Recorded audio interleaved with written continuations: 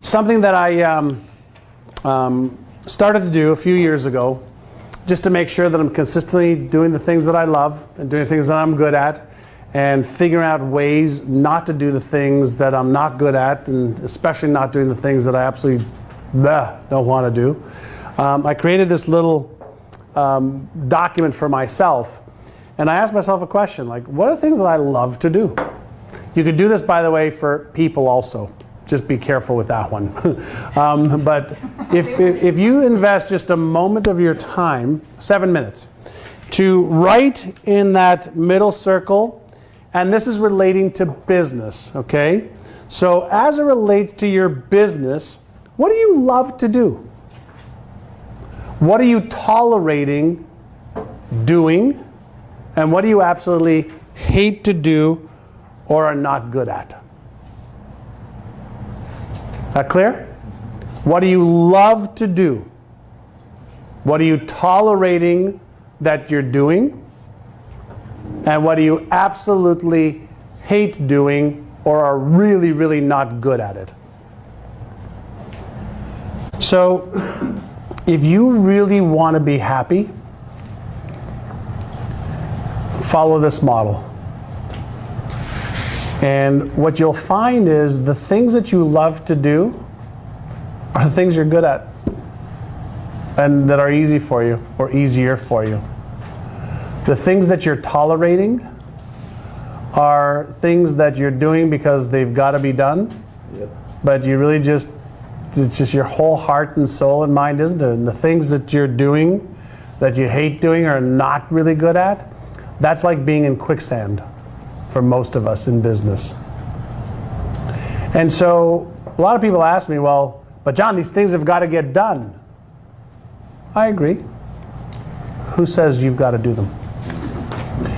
One of the best lessons I learned when I started to become an entrepreneur was this phrase: hire people who play at things you have to work at.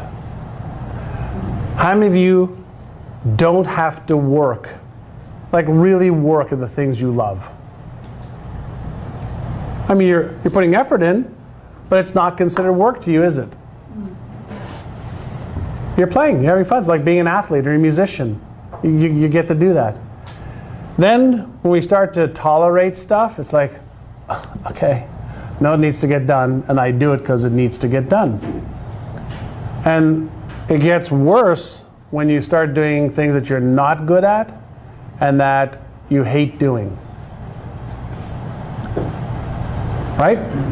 And the more you do things you hate doing in your business, you don't do them well to begin with.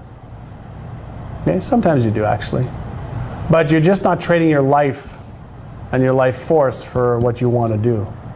So when you hire people who play at the things you have to work at, the things that you're tolerating or aren't good at or are hating is somebody else's love.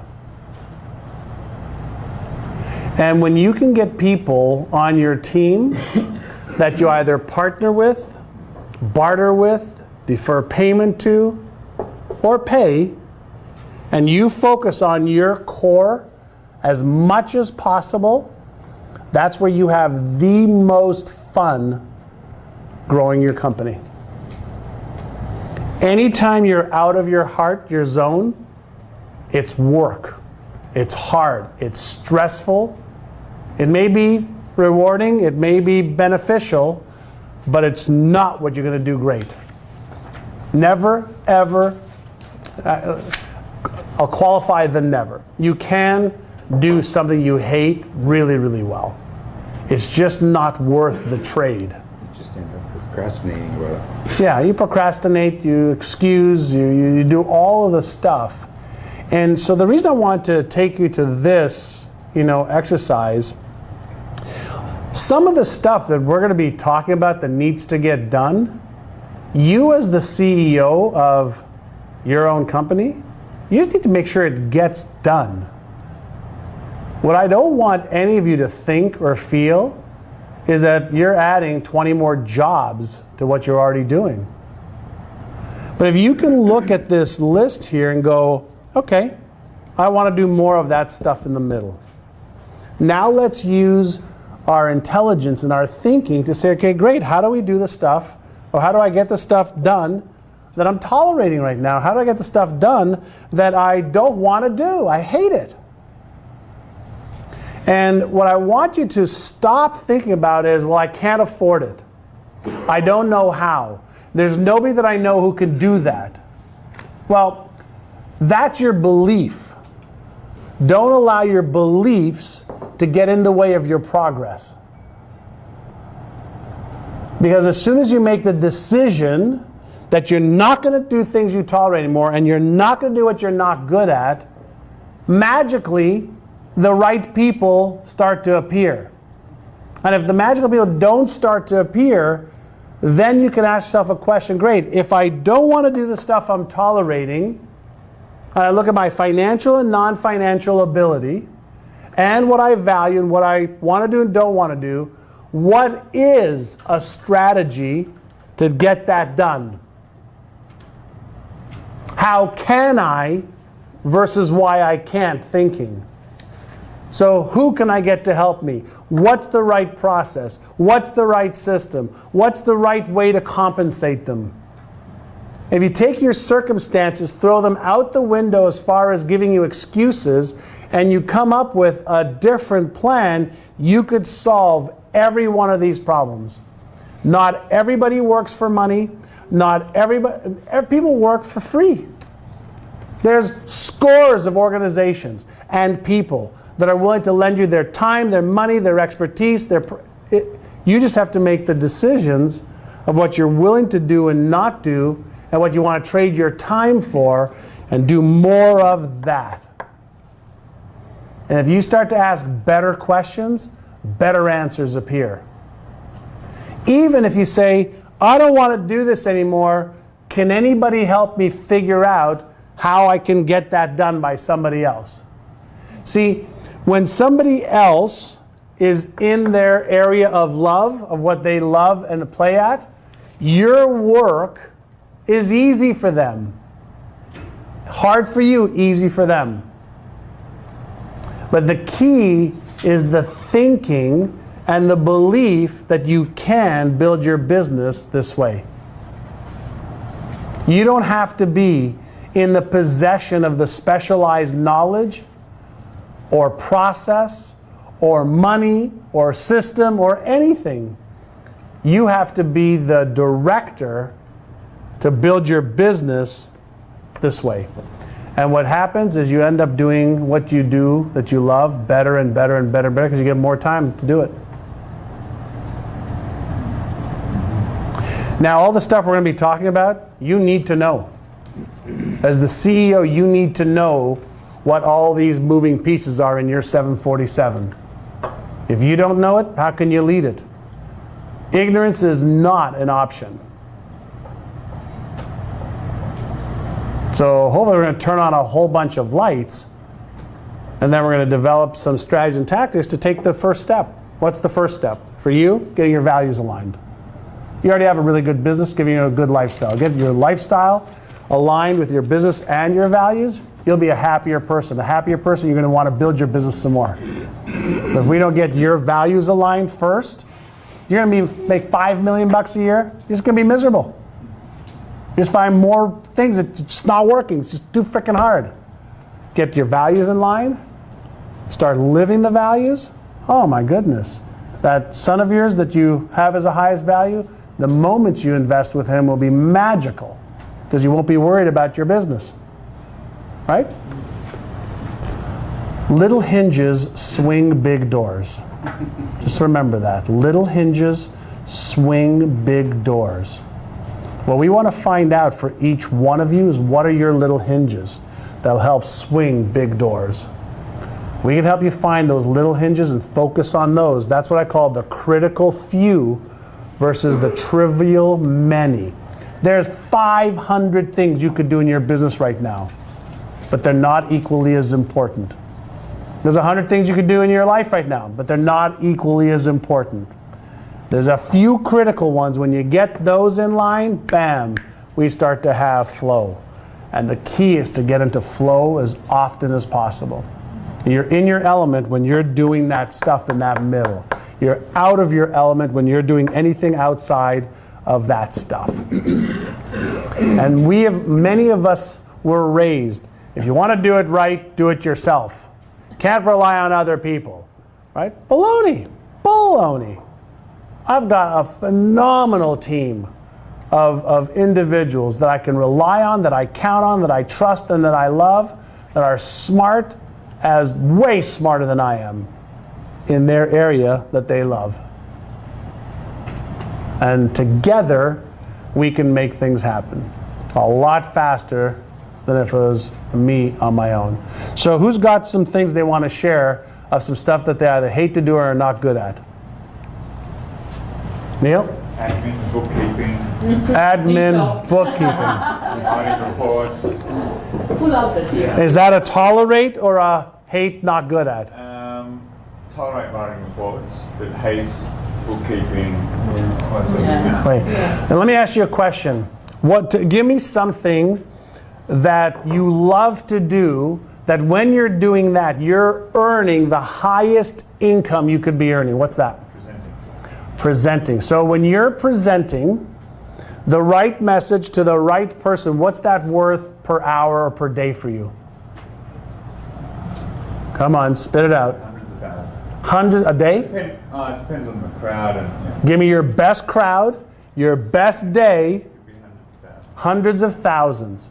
So when you are doing bookkeeping and reporting at $20, $30, $40, $50 an hour, instead of figuring out how to get in front of more of those clients, which is what I love to do, I'm good at, I can make $100,000 or more, where's the problem? Why have I never thought that before? Pardon? Why have I never thought that before? Because you weren't in my program. I just had a thing that is just, oh my God. Because I love standing in front of my staff, talking to them, giving them the information, telling them what we're going to do, what our strategies are, what our objectives are, making the whole job meaningful for them. But I hate bookkeeping, like you'd never believe in my life. Yet I'll put it off and put it off, and I'll spend 2 or 3 days doing it, and while I'm doing it, I'm not making anything. Right. I'm not doing anything. Right. You know. Anybody else guilty of that type of behavior? Totally. Okay. Excellent, Neil. So one of your objectives, as soon as before you leave here, get your ad ready to get a referral or somebody to help you with bookkeeping. Buy back your $25 an hour time or $50 an hour in Sydney. Who else has got a absolute hate or not good at doing that you're doing right now? Technology. Technology. Great. Sites and things like that. Okay. And then what do you love to do? I love talking to people. I love brainstorming, how to reach them, maybe marketing. I love finding creative solutions. I like finding people's hot buttons, and I hate technology. Hate technology. But you're doing it. How well are you doing it? Somewhat. Well, no, I have a family member that kind of helps me with it. But it's kind of a waste of time, because then I have to try to get my ideas over to them so that they can create what I want. So what's the solution for you?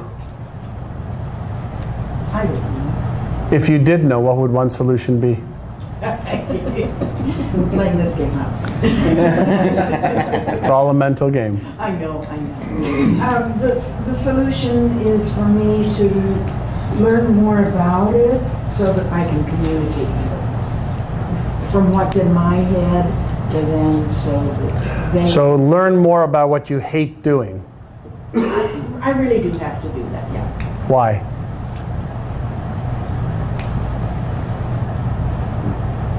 Because I don't see any other way to learn how to communicate what I need in terms of they can do what I want.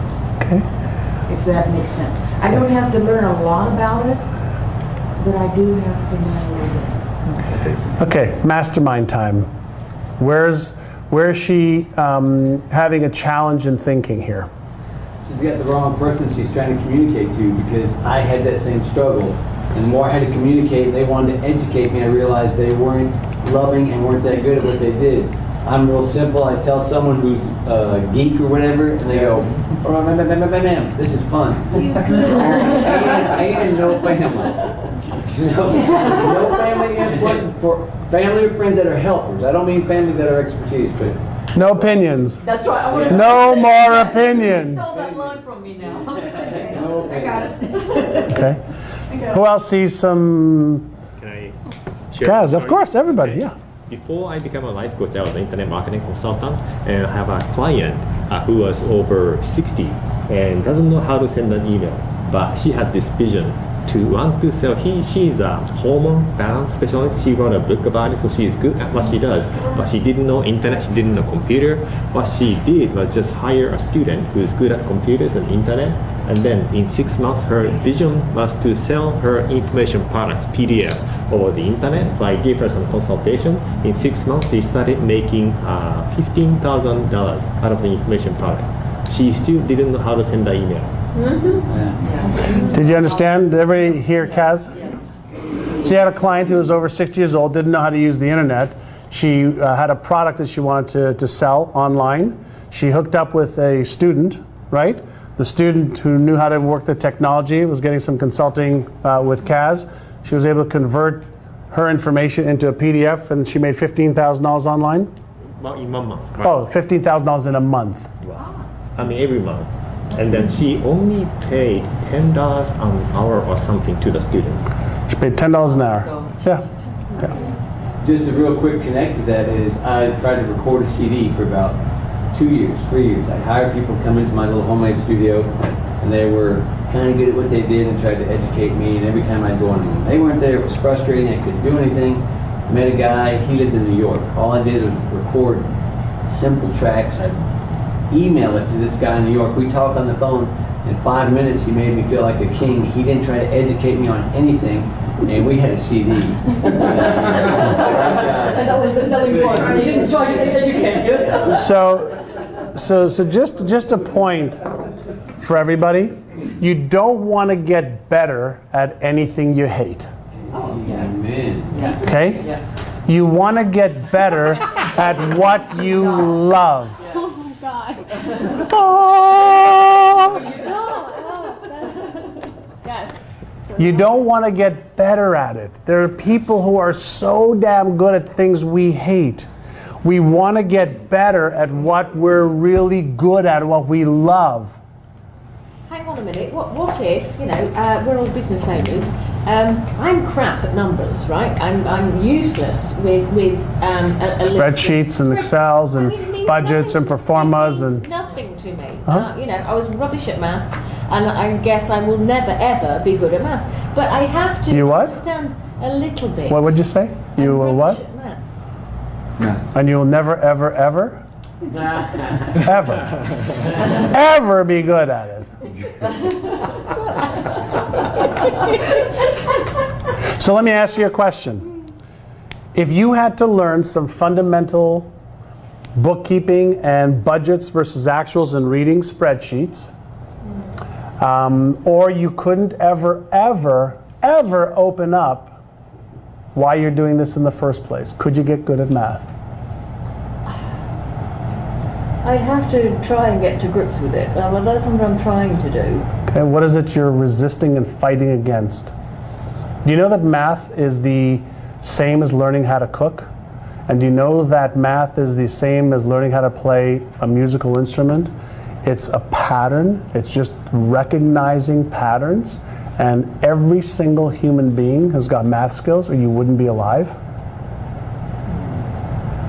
But I would imagine that at some point in your past, you had some negative experiences with math, as I did when I was a kid.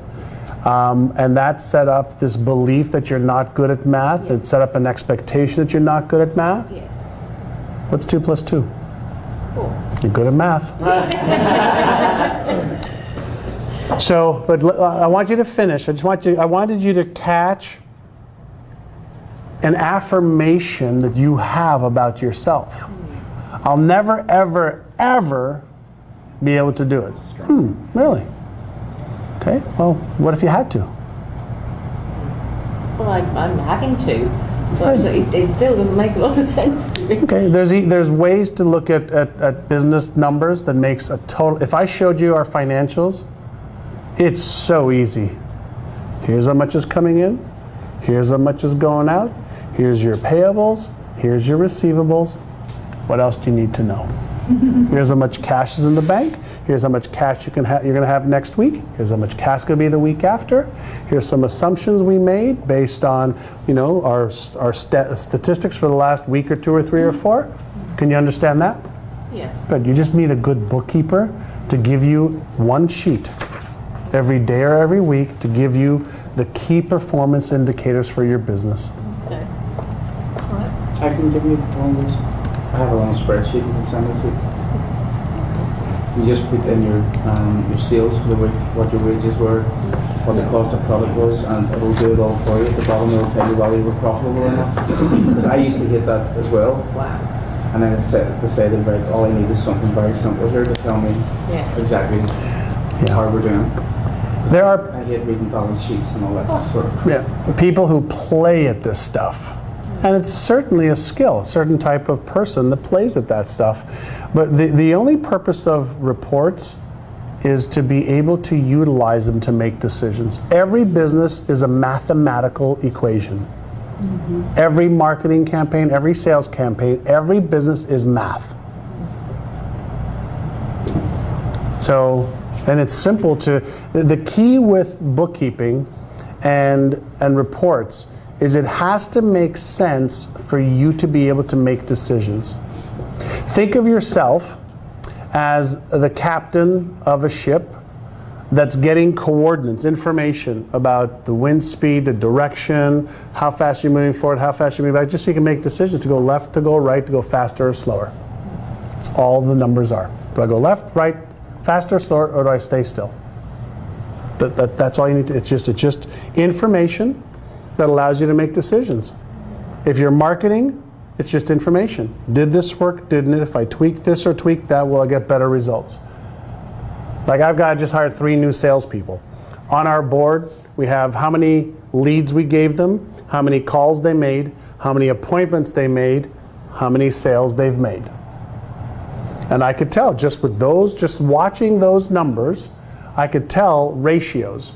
So for every 10 people that Mary calls, we sell 1. For every 10 people that Shivel calls, we sell 3.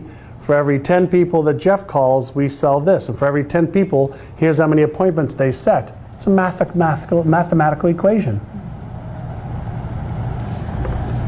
Business is numbers. And so it's just a matter of understanding what numbers you need in order to make decisions. All right? But the first thing you've got to do is not be afraid of numbers. And you've got to change your belief that you're not good with numbers and change it to the way that I was taught in the past. The experience I had in the past made me feel uncomfortable. Therefore, I have this belief right now that I'm about to change, right? Yes. Yes. So flip it around. And don't let people give you numbers and tell you this is how you should understand it. Correct. I have a sheet like you do with 4 squares. Money in, money out, loans, bank accounts. That's the way I want it. They said, well, finances are like this. Well, I don't like those long financial reports. They don't help me make a decision. So Right. you get it the way you want to keep it something. And a good person can give that to you. Somebody who knows what to look for can let you know these are the things you have to, these are your, we call them KPIs, key performance indicators. So for example, in my business, I need to know how many leads came in today. I could predict based on the leads that come in today, how much money I make 30 days from now, 60 days from now, 90 days from now. I know, no leads, no money. So I know every day, how much money came in, how much money went out, how many leads came in, how many calls do we make, how many sales do we made. I could tell, it's not rocket science. It's just, inflow, equals output. And once you know the things to look for and measure, it makes everything in business, in escape velocity, is about making decisions so that you have predictable outputs. All right? What else? Hate and love.